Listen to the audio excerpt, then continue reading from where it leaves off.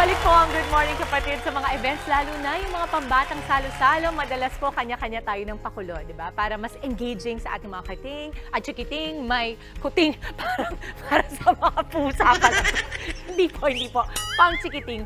May iba pa na paandar, instant souvenirs na rin, tulad na lamang po nitong pop-up printing na pwedeng-pwede ring pambonding.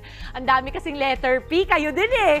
Para mas ipakilala sa atin ito, makakasama po natin si Mami, eto hindi P, F. Fern.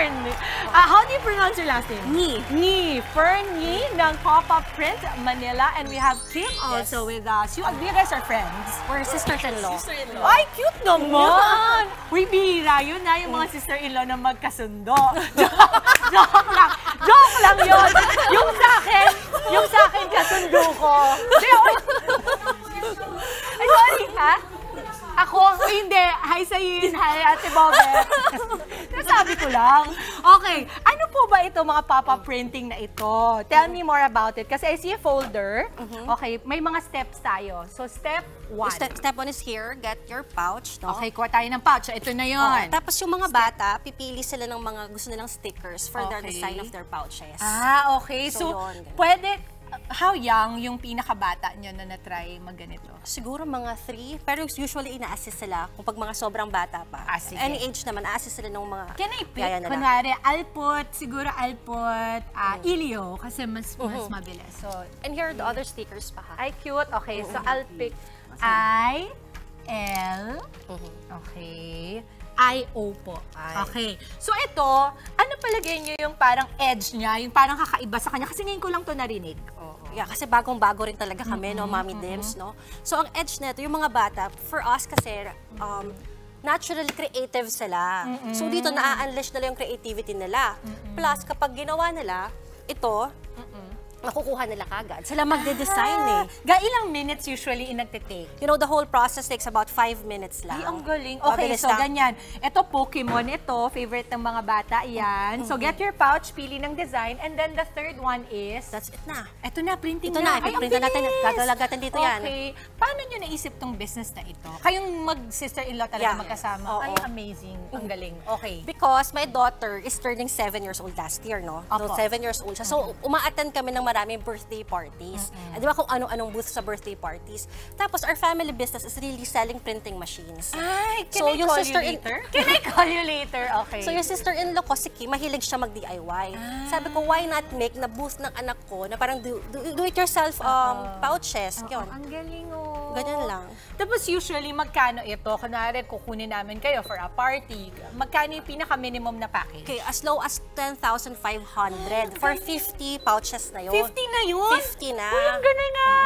Okay, ito yung tinatawag natin craft on the spot, no? But you guys are really crafty. Mahilig talaga kayo. Yes, mahilig talaga. Pati yung daughter ko, di ba? Kasi initially talaga, our audience lang, our market is my daughter. For her party lang. What's the name of your daughter? My daughter is Amanda. Hi, Amanda! Ay, Amanda! Yung ng anak ko. Amanda, hello! Gusto niya ng mga DIY. So sa party nga, try lang namin. Gusto lang namin i-try for her lang. And then eventually, nagustuhan ng mga tao. Uy, ang galing nga. Paano nyo nare-retain na maganda yung relationship nyo? Kasi totoo yung sinasabi ko kanina, pag pamilya yung, di ba kadalasan pag pamilya, ayaw na kanegosyo. Sa inyo, pwede. Paano nyo yun nagagawa? Oh, actually, he's masyadong mabait din ang mga in-laws ko. Nandito rin yung mother-in-law ko. Hi, Mami! So, supportive. So, mabait talaga sila. And saka love na love nila yung anak ko. Kasi dalawa lang yung apo eh. So, yung anak ko, parang mahal na mahal nila. So, bakit hindi pa kami magkakasundo? Oh, totoo naman. Alam mo, naniniwala ako dyan. Tingnan mo kung gaano ka-cute yan. Ang bilis-bilis lang. Tapos yung mga bata can really make do. Kung ano. Tapos, let's show them na hindi lang to bag, diba? Meron din tayong ganito.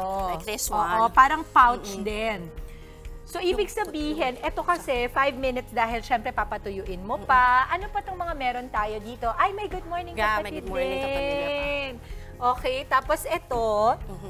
Tapos depende kasi sa theme ng party.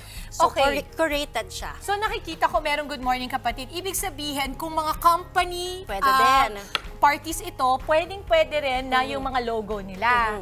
Correct. Ay, ang galing. So, depende sa theme. Ang pinakamabenta ngayon is Sanrio.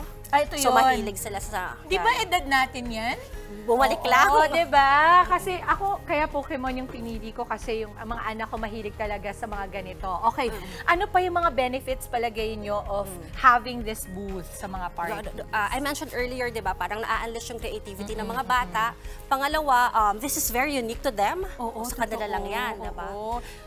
And then family bonding na rin. Oo. So, pag ginagawa nila together. Kumbaga, you can make para kay nanay, kay tatay, parang gift mo sa kanya. Okay, ako sobrang interesado ako mamaya lalo sa printing. Pero mag-promote muna tayo. Fern and Kim, thank you. Ang ganda niyong tignan, nakaka-inspire kayo.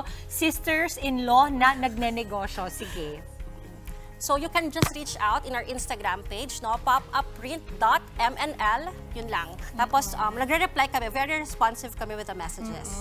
Yun. Gusto ko yung sinabi mo nagre-reply kami kasi kadalasan meron talagang mahirap mag-reply. Mahirap din naman talaga makipag-usap. Pero thank you so much, Papa Print Manila. Thank you Again, so much. Kim and Fern, and your mother-in-law, what's the name? Nati. Mami Nati, thank you for being so supportive. Ngayon naman po, konting paalala muna tayo.